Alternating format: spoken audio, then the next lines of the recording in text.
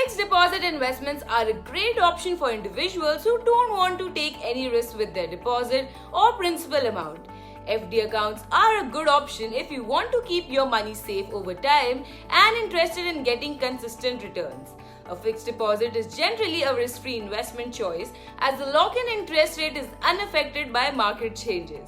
Fixed deposits without a doubt provide a lot of advantages such as laddering, sweep in FDs and the Flexi Fixed Deposit Scheme, all of which can help you to increase your returns.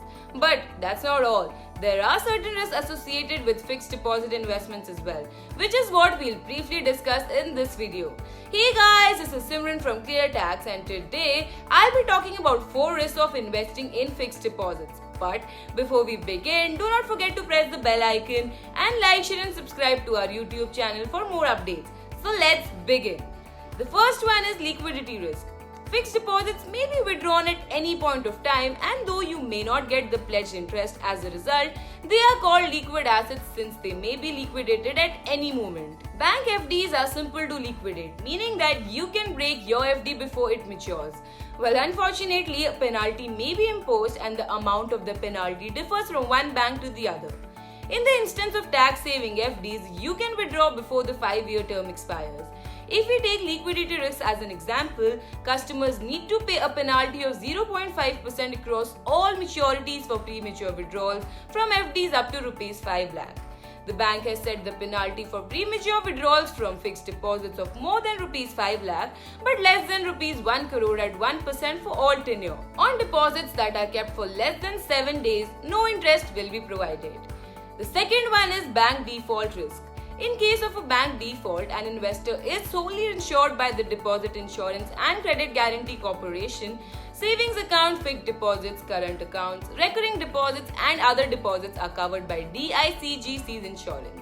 Each depositor at a bank is covered up to a total of Rs 5 lakh for both principal and interest amounts according to DICGC norms. If you have a fixed deposit in the same bank as a joint holder with your spouse, brother or children, or if you open an FD as a guardian of a minor and so on, all of these FDs will be regarded as maintained in a different capacity and right, and each account will be insured up to Rs 5 lakh individually.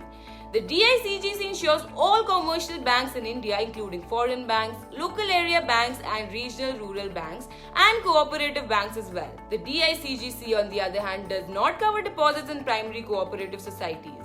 Furthermore, deposits in any NBFC, HFC or corporate entity are not covered by DICGC. However, one should keep in mind that if you have deposited Rs 5 lakh in a fixed deposit, you will only be paid for the principal amount, not the interest earned on the deposits if your bank collapses and if the total amount of the principal and accumulated interest is less than Rs 5 lakh, you would be paid the whole amount.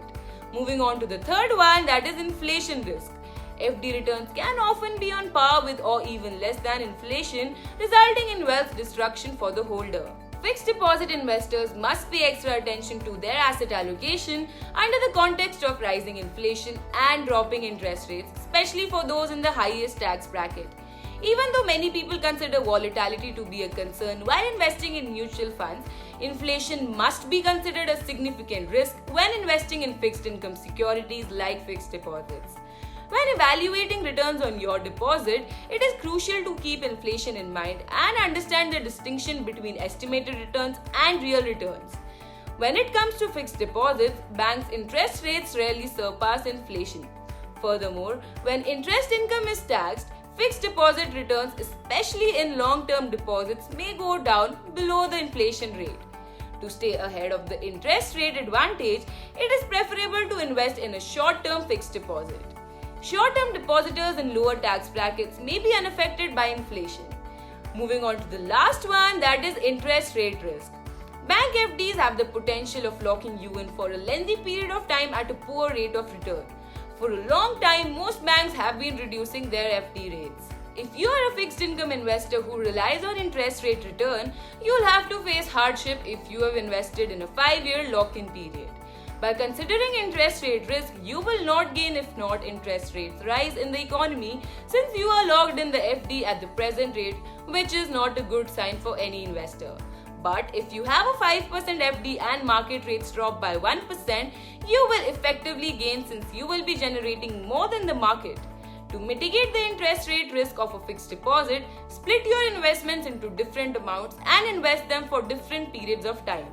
Splitting your deposit will protect you from interest rate swings while also providing you with greater returns. Well, now that you are aware of the risk associated with investing in fixed deposits, I would recommend you to keep these points in mind before taking any step. So happy investing! Well, this was it for today's video. Let us know what you think about the video and comment below if you have any doubts. We will try to reply to it as soon as we can. Stay tuned to our channel for more informative videos like these. Till then, goodbye and take care.